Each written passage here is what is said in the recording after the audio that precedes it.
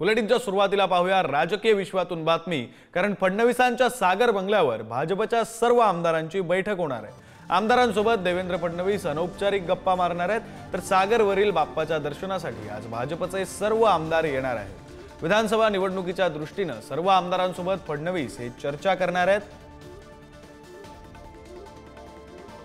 प्रतिनिधी पंकज दळवी सध्या phone line वरून जोडले गेलेले आहेत। पंकज, सर्व आमदार हे देवेंद्र फडणवीस यांच्या बंगल्यावर बाप्पाच्या दर्शनासाठी येत आहेत, काय नेमकी राजकीय चर्चा होऊ शकते?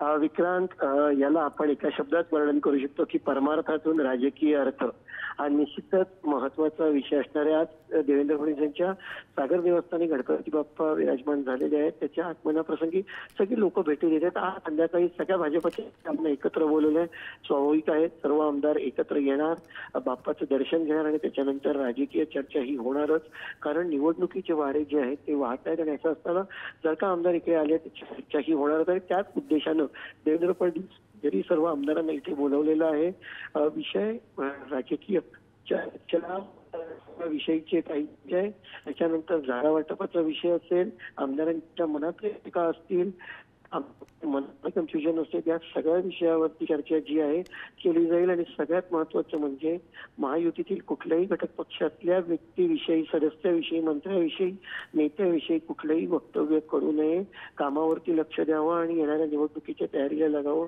हीच या बैठकीची मुख्य जो आहे तो अजेंडा असेल। अगदी खरं आहे पंकज, खरं तर या बैठकीमध्ये नेमकी काय चर्चा होते, त्यानंतर कोणती माहिती माध्यमांपर्यंत पोहोचते हे पाहणं महत्त्वाचं असणार आहे। धन्यवाद दिलेल्या सविस्तर माहितीसाठी।